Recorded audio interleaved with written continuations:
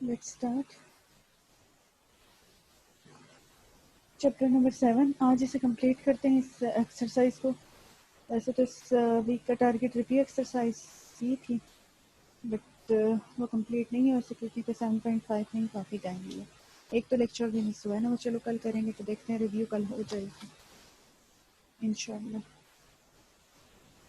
Okay, topic is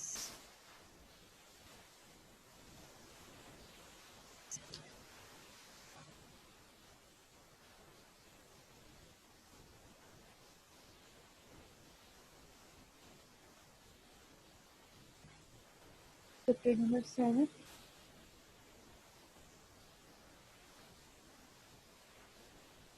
introduction to trigonometry.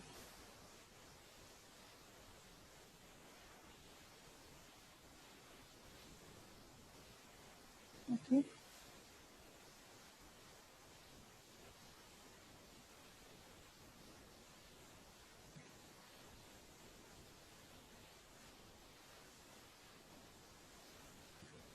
सब topic exercise number 7.5 और question number 11 आज हमने करना है। ठीक है, स्टेटमेंट रीड करते हैं इसकी। Mariam, read the statement of question number 11।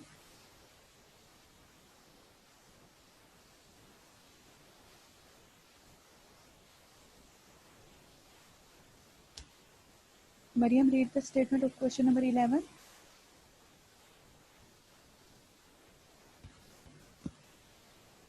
Okay, ma'am.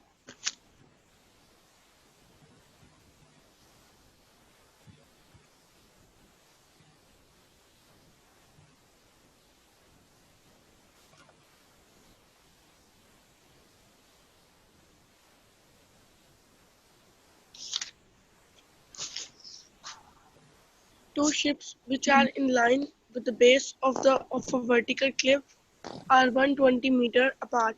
The angle of depression from the top of the cliff to the ships are 30 degrees and 45 degrees as shown in the diagram.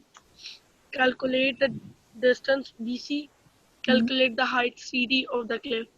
Okay, अच्छा, इसकी जो real diagram है students, वो आप अपनी book में देखें तो वो इन्होंने क्लिफ की भी बनाई हुई है और दो शिप्स भी बनाई हुई हैं जो कि 120 मीटर डिस्टेंस जो है उनके दरमियान मौजूद है।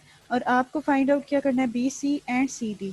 मैं इसकी ट्रायंगुलर शेप जो है वो बुक इसमें ड्रॉ करती हूँ, और जो एंगल ऑफ डिप्रेशन हैं वो एंगल कैसे ड्रॉ करते हैं वो भी आपको बताती हूँ। वैसे मैंने कल आपको बताया था कि जो ग्रेटर एंगल है वो क्लोज फर्स्ट टाइम पहले लिखा जाता है, और जो स्मॉलर एंगल है वो बाद में लिखा जाता है। लाइक आपके पास यहाँ पे अकॉर्डिंग टू द स्टेटमेंट आपकी फिगर ये बनती है। ये आपके पास एक क्लिफ है, ठीक है, एक शिप यहाँ पे है और एक शिप यहाँ है।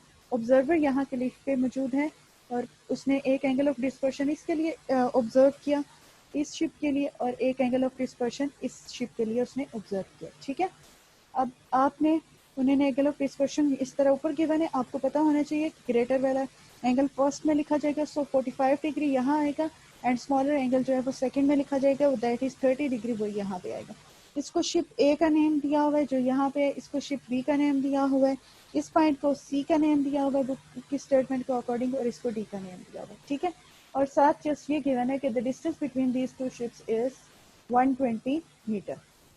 ओके, और आपने फाइंड आउट क्या करना है, ये तो आपके पास जो गिवन स्टेटमेंट है उसके अकॉर्डिंग आपने ड्रॉ किया, तो टू फाइंड आपने बेसिकली करना है कि what is the distance C D, मतलब that is the height of cliff, and second आपने फाइंड आउट ये करना है कि what is the distance B C, यानी distance of the ship B from the Cliff.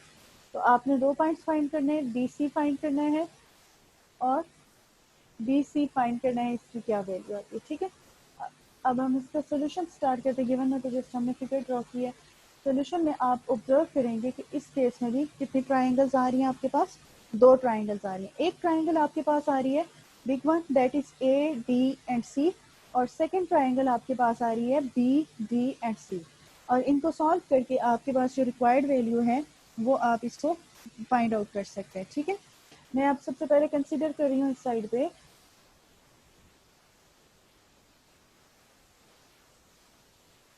यहाँ राइट डाउन करके space कम ले जाती है। In triangle A D C, ठीक है। अब क्योंकि यहाँ पे हाइट की और बेस की बात हो रही है, तो हाइट और बेस जब ट्राइंगल में आते हैं, एक स्पेशल टाइप की जो ट्राइंगल होती है that is right angle triangle, तो उसमें आपको पता है कि जो हाइट और बेस होता है, height is perpendicular and base तो आपके पास बेस होता है। अब उसमें कौन से ट्रिग्नोमेट्रिक फंक्शन इन्वॉल्व होता है, तो आप रिकॉल करें तो आपके पास जो टेन थीटा था वो इक्वल था परपेंडिकुलर बाय बेस। तो इन दोनों ट्राइंगल्स में बी सी डी में भी और ए डी सी में भी जो आपके पास ट्रिग्नोमेट्रिक फंक्शन इन्वॉल्व होने वाला है, मीन्स जिसको हम यूज करने वाले हैं, that is tan theta. So यहाँ पे यूज करेंगे tan theta is equals to perpendicular by base. अब फिगर से ऑब्जर्व करें कि in triangle A D C में जो थीटा है, मीन्स एंगल ऑफ एलिवेशन है, वो क्या है, 30 डिग्री है।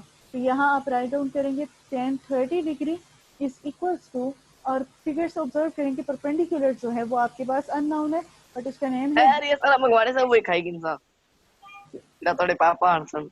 क्या हुआ चल स्टूडेंट? चुप कर दूं, साला मंगवाने से वही खासा। चुप समझ कर में दूं, या अपना खासा खासा खासा खासा। सम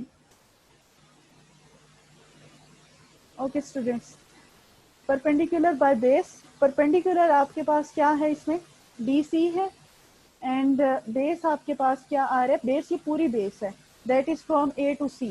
तो ये आपके पास ए सी आ गया, ना ही आपको डी सी की वैल्यू गिवन है और ना ही आपके पास ए सी की वैल्यू गिवन है।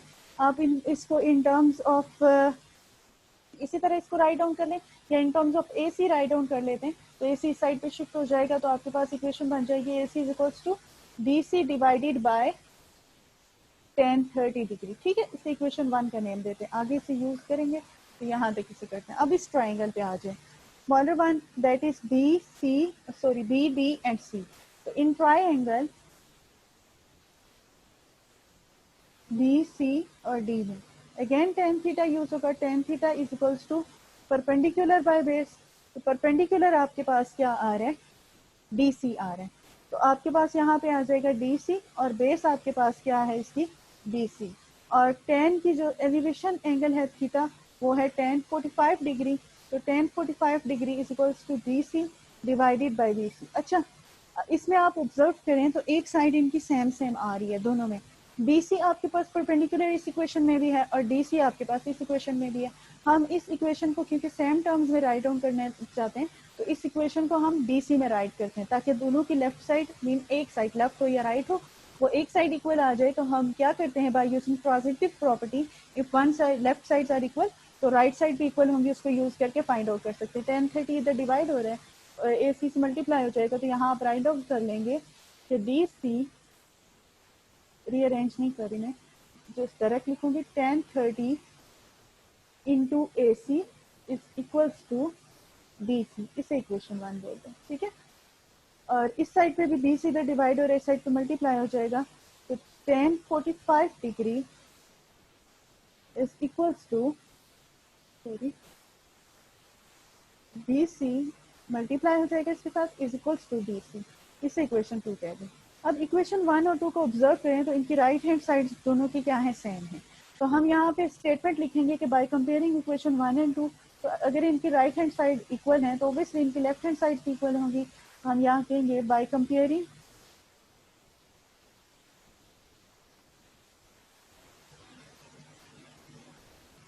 इक्वेशन 1 एंड 2, तो इक्वेशन 1 एंड 2 को कंपेयर किया तो आपके पास ये इक्वेशन बनती है 1030 into AC is equals to 1045 into 20, okay. ये आपके पास इक्वेशन फॉर्म हो रही है। अब आप इसमें सॉल्व करेंगे, सॉल्व करने के लिए आप पहले फिगर में ऑब्जर्व करें, जो आपके पास AC है, बेसिकली साइड AC, वो आपके पास दो पार्ट्स में डिवाइड है, AB प्लस BC में। तो AC की जगह मैं सब्स्टिट्यूट कर दूंगी AB प्लस BC, और 1045 और 1030 की आप कैलकुलेटर से वैल्यूज फाइंड आउट करके मुझे बताएंगे, ठीक है। तो इसको इस साइड पे राइट डाउन करते हैं, तो आपके पास आ जाता है 1030 की जो वैल्यू आती है वो मुझे बता दें, और फिगर से यहाँ मैं राइट डाउन कर देती हूँ ताकि आपको पता चले कि नेक्स्ट स्टेप हम फिगर से कर रहे हैं। फ्रॉम फिगर आपने ऑब्जर्व किया कि AC is equals to AB plus BC, और 1045 की तो चलो ज़बानी सबको ही पता होती है, दैट इज़ 1, और BC तो आपके पास डायरेक्टली BC है, उसको इसी तरह रहने दें। और आप मुझे बताएं 1030 की क्या वैल्यू आती है, उसको सब्स्टिट्यूट करते हैं यहाँ पे 0.57. 0.57 है, 0.57। अब फिगर से आप देखें AB का, तो AB की वैल्यू गिवन है, वो क्या है आपके पास 120 मीटर गिवन है, तो AB की जगह लिख देते हैं उसकी वैल्यू 0.57 120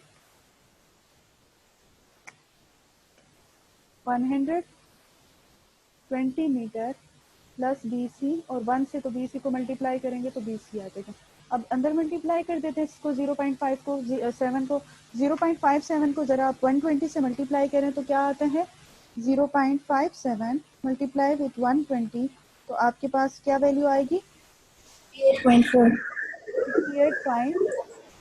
और जब BC को मल्टीप्लाई करेंगे तो obviously 0.57 BC is equals to BC आ जाएगा। अब लाइक टर्म्स को एक साइड पे शिफ्ट करेंगे तो ये जो है आपके पास राइट हैंड पे शिफ्ट हो जाएगी, तो आ जाएगा यहाँ पे 68.4 metre is equals to BC minus 0.57 BC।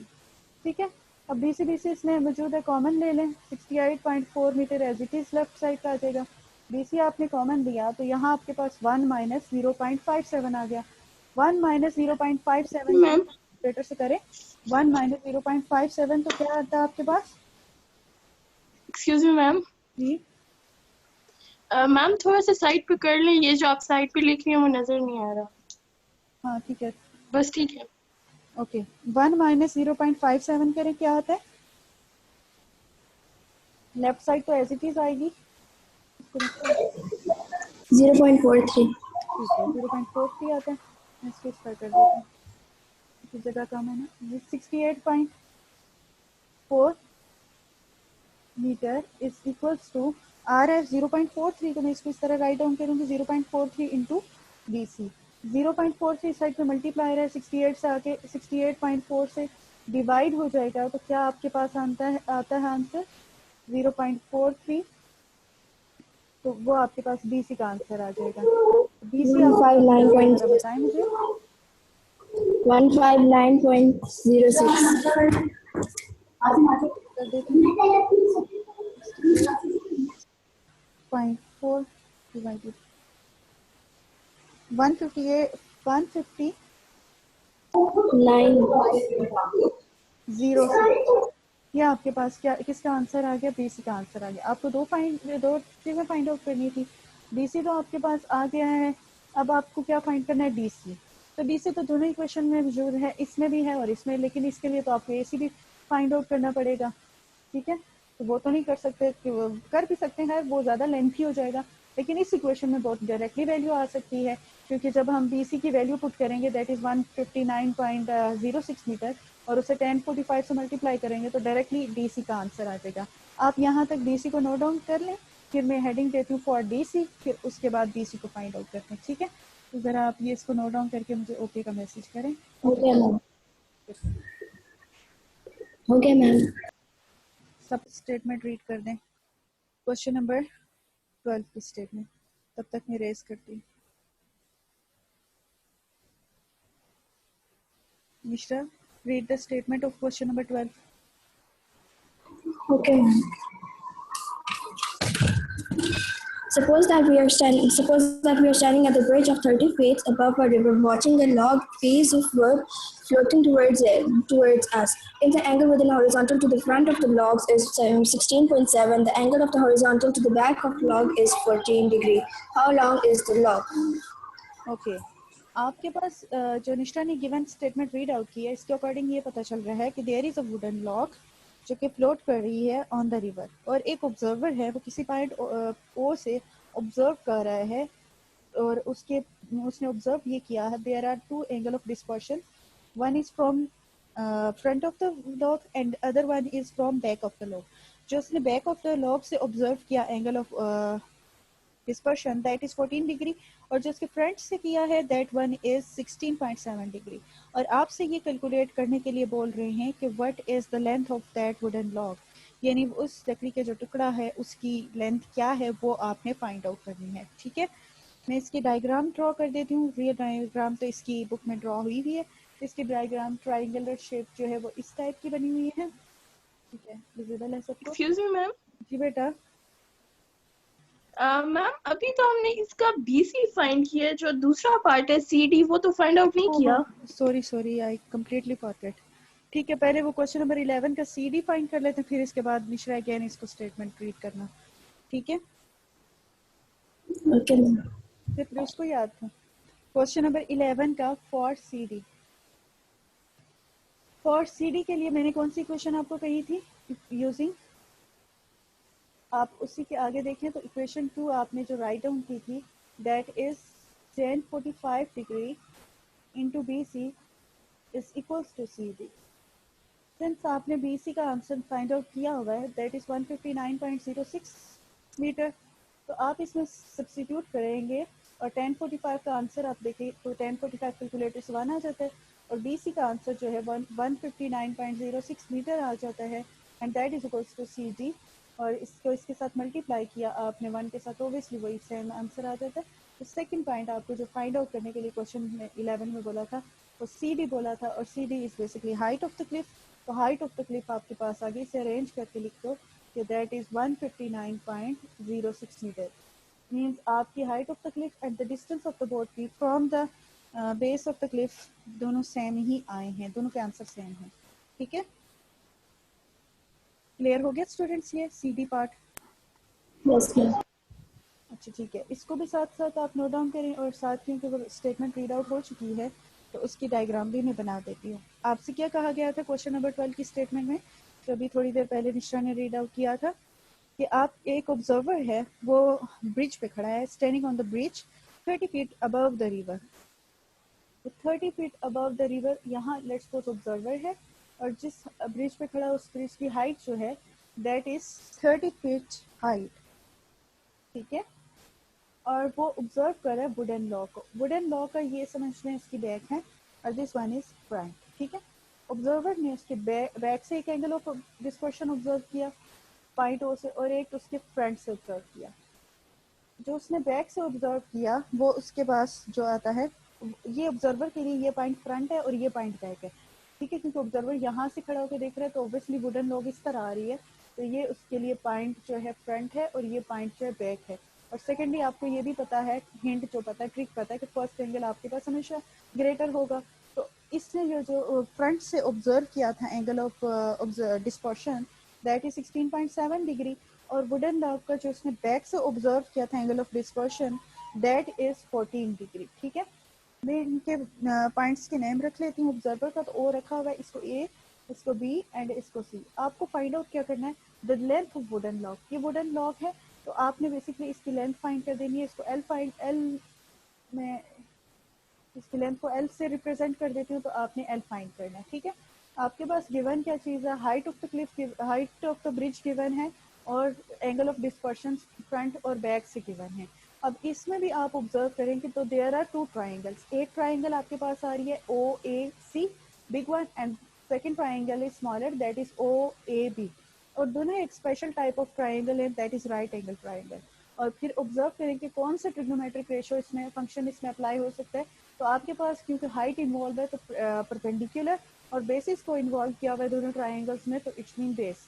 तो परपेंडिकुलर बाय बेस जो ट्रिग्नोमेट्रिक रेशियो यूज करती है वो tan थीटा है। तो दोनों ट्राइंगल्स में हम tan थीटा यूज करके वुडन लॉग की लेंथ फाइंड आउट कर लेंगे। ठीक है स्टूडेंट्स, तो ये आप अभी नोट डाउन हो गया हो वो साइड, तो मैं उसे रेस करके स्टार्ट करती हूँ। इसको नोट डाउन हो गई है ये साइड?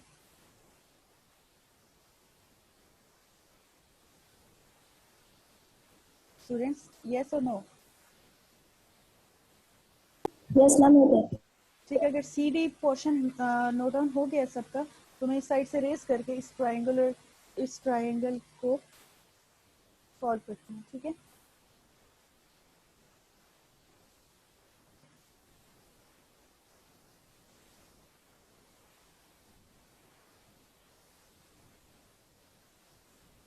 ओके। आपके पास दो ट्राइंगुलर शेप्स आ रही हैं इसमें, उसी तरह इसमें कॉलम हम बनाएंगे।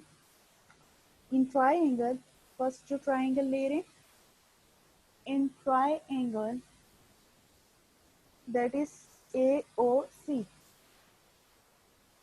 AOC, and the second triangle is AOB. ठीक है, पहले AOC के लिए करते हैं by using tan theta. तो tan theta आपको पता है, tan theta is equals to perpendicular by base. Theta इस केस में AOC में ऑब्जर्व करें, AOC में तो थीटा इज 14 डिग्री, तो आप इसमें लिखेंगे tan 14, एंगल ऑफ डिस्पर्शन जो 14, परपेंडिकुलर आपके पास गिवन है दैट इज 30 फीट, और बेस आपके पास जो है AOC में आपके पास बेस आ रही है AC कंप्लीट. अब इसको क्रॉस से मल्टीप्लिकेशन करते हैं, AC की वैल्यू तो यहाँ इजीली फाइंड आउट हो रही है. AC आपके पास जो है that is equals to 30 feet divided by tan 14. तो आप मुझे आंसर बताएं, 30 फीट को tan 14 से डिवाइड करके तो आपके पास AC की वैल्यू आ जाएगी 120.32. फिर से बताएं, 120.32. 1 ठीक है, 120. 120.32 फीट. AC आपके पास ये आ गया. नेक्स्ट आपके पास जो है ट्राइंगल AOB में आपने अगेन tan थीटा यूज करना है, and tan theta is equals to perpendicular by base. Okay, तो परपेंडिकुलर आपके पास, और सबसे पहले तो एंगल ऑफ डिस्पर्शन देखें तो that is 16 degree, 16.7 degree. Perpendicular आपके पास है 30 फीट, और बेस आपके पास इस केस में क्या है, AB. अब इसकी क्रॉस मल्टीप्लिकेशन करें तो AB is equals to 30 feet divided by tan 16.7 degree. तो आप इसको डिवाइड करो, 30 डिवाइडेड बाय tan 16, तो क्या आंसर आता है, 9.99. 30 डिवाइडेड बाय 10. 99.99.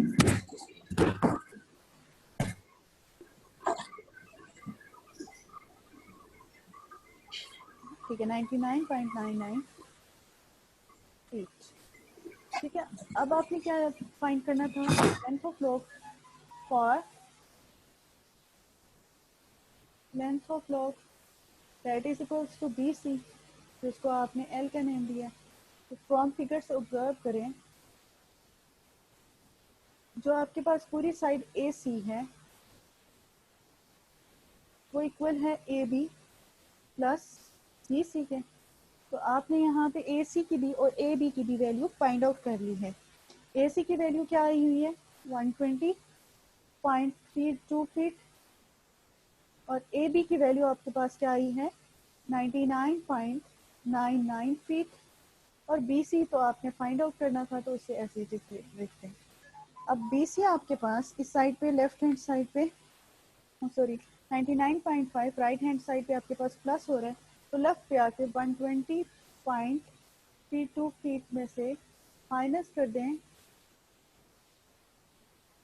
99.99 फीट, तो आपके पास आंसर आ जाएगा 20. ठीक है, तो आप इसको माइनस करें, क्या आता है आपके पास, 120, 20.